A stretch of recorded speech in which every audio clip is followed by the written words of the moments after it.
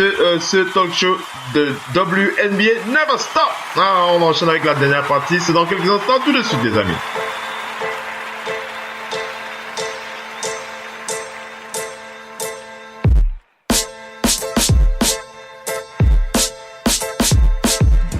So understand, I mean, some of you got 5 attempts and you shouldn't have 5 attempts. Understand where the ball needs to go because she's the most unselfish post player when they go to double her, she's going to opposite kick and you're going to have a wide open shot.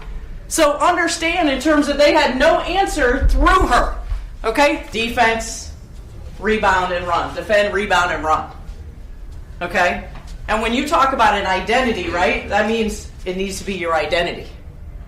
So when we talk about our identity, right now I think we do 2 of the 3 things. We rebound and we run, right? Consistently, we rebound and we run. Okay? If we're going to be a championship team, a dominant championship team has to do what? You have to defend. Vous êtes bien sur Radio Hors Basket. La radio qui parle de l'NBA, la radio qui vous écoute.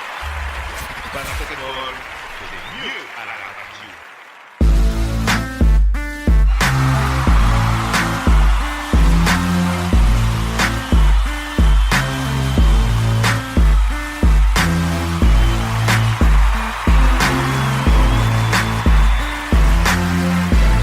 Voilà les amis, on rattaque avec la dernière partie de ce talk show WNBA Never Stop.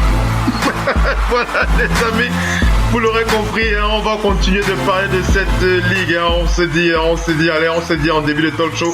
Et il y a toujours des infos concernant la WNBA, on en avait parlé, on a couvert cette ligue tout au long de cette saison, cet été avec tu dis quoi Popo? Quel go c'est un autre go. Non, il ne s'agit pas de ça, Popo.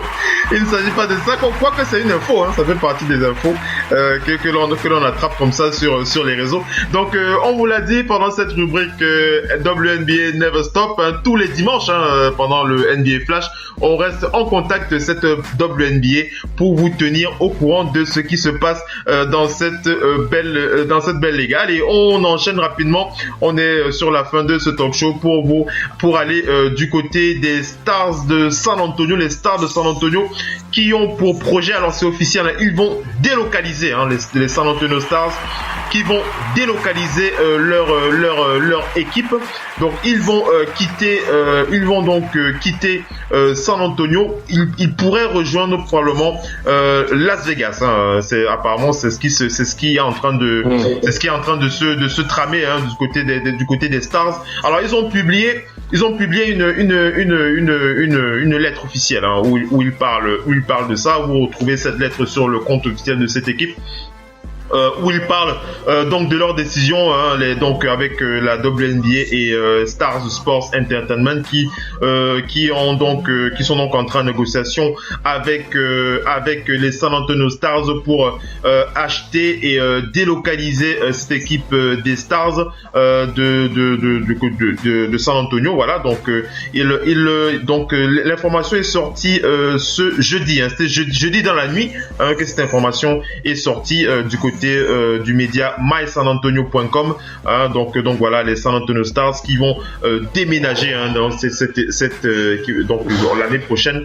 Ils seront probablement du côté de Las Vegas. Il semblerait que ce soit du côté de Las Vegas. Ils pourraient se retrouver. Le mot pour vas-y réagir. Ça fait depuis des lustres que Las Vegas cherche à avoir une équipe professionnelle. Parce que le seul problème avec le marché de Las Vegas, c'est que c'est une ville de l'entertainment. Ce n'est pas une ville du sport, en fait. Tu vois un peu, non? C'est la ville du casino, de la joie. C'est une ville touristique, comme on dit, léger, où tu viens t'amuser pour un temps. Les gars comme Amaki ont peut-être 20 000 €, il veut partir dépenser avec des humains siamoises, partir se coucher dans une suite, lui la Lamborghini pour 2 à 5 000 €. Tu vois un peu le truc, non? Ils ont des plaisirs. C'est ça, en fait, parce qu'en fait, tu mets pour moi, je ne vois pas une équipe vraiment parce que le public, c'est ça, en fait. Le public, généralement, ce sont des gens qui come and go. Tu vois un peu, non? Et apparemment, les gens, ceux qui sont stables, ils ont leur boulot parce que Las Vegas, en journée, de 6h du matin à 6h du soir, il n'y a personne dehors. Bien sûr, bien sûr. Il n'y a personne dehors. C'est déjà tout le monde dort. Mais à 18h00, tu as l'impression qu'on a open des tombeaux. On a open la mort quelque part, les gens sortent de partout. C'est ça, ça ne bouge pas. Ouais. Il y a des matchs qui bouge pas. WNBA à midi qui va venir voir parce qu'en fait, ils ont une équipe universitaire. C'est ça que tu vois l'équipe de Las Vegas quand tu joues à l'université de Las Vegas. Mais Gaston Sengepo, tu te dis, il a joué là-bas, c'est l'université, il a joué à l'UNB. Il était Mr. Vegas. Pour moi, c'est pas trop ça. Alors, ce qui est certain, c'est qu'ils vont se délocaliser, mais pour ce qui est de Las Vegas, donc pour l'instant, c'est pas encore si officiel pour ce qui est de Las Vegas, mais ça fait partie des pistes qui sont sur lesquelles ils sont en train de travailler. Lorsqu'on aura la confirmation, on vous tiendra au courant. Mais il faut préciser que domaine agent Vegas peut acheter, ils ont tous les dos. Oui, ça c'est sûr. Ils ont ce qu'il faut. Ils ont ce qu'il faut. On va rester chez les Stars de San Antonio pour parler des quelques nominations du côté du front office de cette équipe, puisque l'ancien, la légende, vous connaissez ce joueur, le légendaire joueur des Pistons de Détroit, il a fait partie des doubles champions de l'époque Bad Boys, qui a été les pires ennemis de MJ. Il a fait partie de cette équipe qui a coupé la voie de MJ pour le titre dans les années 80. Il s'agit de Bill Laimbeer. Bill Laimbeer, le pivot de l'ex-pivot de cette équipe légendaire des Bad Boys de Détroit, qui a été nommé JM des San Antonio Stars, Bill Laimbeer, qui a été nommé JM des San Antonio Stars, et cette équipe qui a un autre coach qui s'appelle... C'est San Antonio Stars qu'on a nommé. San Antonio Stars, oui. San Antonio Stars. Il est JM des San Antonio Stars, Bill Laimbeer. Il va seulement jouer le savon là-bas. Et Cathy Smith qui a été nommé head coach des San Antonio Stars. Donc voilà, pour le front office, et nouvelle responsabilité du head coaching du côté des Stars. Une dernière info comme ça qu'on va partager avec vous, Mopo. Ça, c'est une info qui m'a assez attristé. Le doc, tu es là? Oui. Est-ce que le doc est là? Tu m'entends?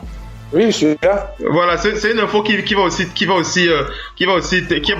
un peu tirer ton oreille. Alors ça s'est passé il y a quelques jours. C'était lundi que ça s'est passé. Ce sont les joueuses Emma Cannon, la joueuse de Phoenix Mercury, et Breonna Jones, la joueuse du Sun du Connecticut, qui devaient rejoindre la Turquie avec leur équipe de Russie, l'équipe qui s'appelle, alors je veux pas écorcher ma langue, Nadezhda Basketball. Voilà, Nadezhda Basketball, leur club de Russie. Alors elles devaient rejoindre la Turquie pour l'Euroleague, et puisqu'il y a l'Euroleague qui se joue en ce moment, et elles devaient rejoindre la Turquie pour participer à cette Euroleague, et elles ont été refoulées à la frontière. La Turquie a refusé de leur donner un visa, Mopo. La Turquie qui a refusé de leur donner un visa. On rappelle que la Turquie, dans cette affaire, la Turquie a mis en place des restrictions ils ont mis en place des restrictions pour empêcher les citoyens américains de se rendre dans leur pays. On rappelle que c'est en réponse à ce qu'a mis en place le président, le président des États-Unis, qui a donc mis quelques pays sur la liste noire, pour les empêcher de rejoindre les États-Unis. On rappelle que la Turquie doit faire partie de cette liste noire. Je crois qu'il y a quelques autres pays du côté. Le Tchad est sous ça. Le Tchad aussi. Le Tchad, c'est ça. Et parce que le Tchad est beaucoup arabe. Le Tchad aussi dedans. Oui, donc Trump.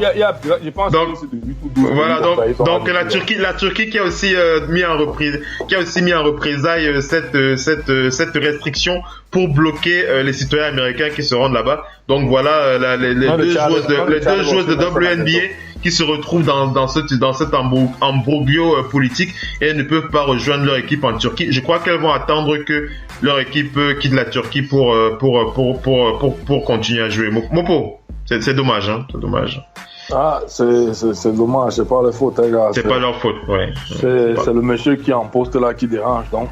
Ça va seulement finir là-bas. Tu m'en pas suivre trop l'info. Je pense pas que l'info va être meilleure. Peut-être lui, le président peut maintenant prendre ça pour faire sa part avec, tu vois un peu, non? Parce que tu sais qu'aux États-Unis, les gars cherchent toujours les excuses pour commencer par là dans un pays. Hein.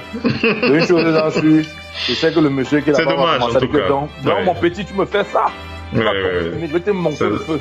C'est dommage, hein. C'est dommage en tout cas ce genre de problème.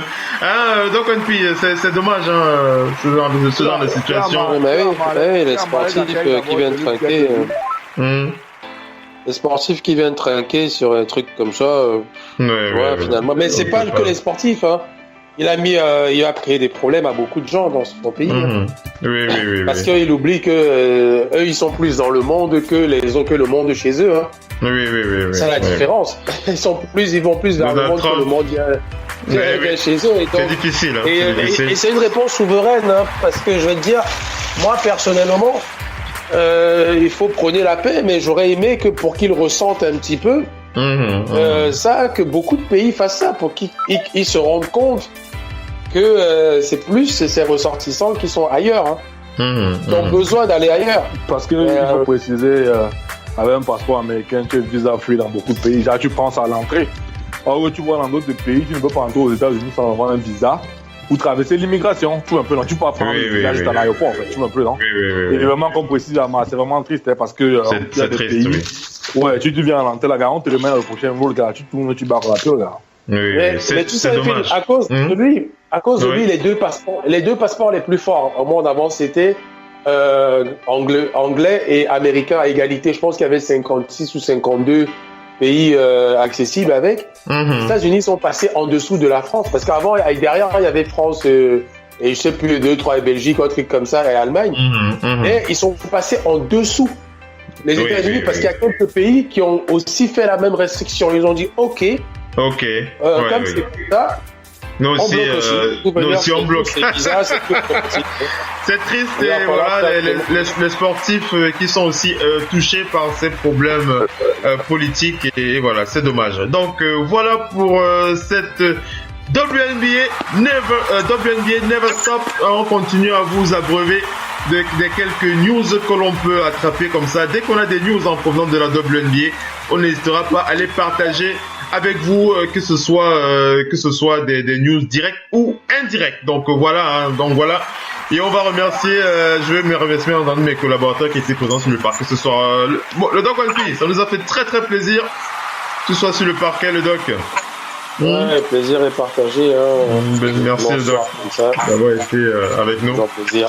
Et on donne rendez-vous à nos fidèles auditeurs mardi pour le Big NBA Show. Mardi, pour le début de la saison NBA, donc ça va être encore plus croustillant. Ça va être plus intéressant. On attend quand même patiemment depuis juin, donc nous y voilà. Vous êtes bien sur Radio Hors Parquet, la radio qui vous parle de NBA, la radio qui vous écoute. Basketball, c'est mieux à la radio.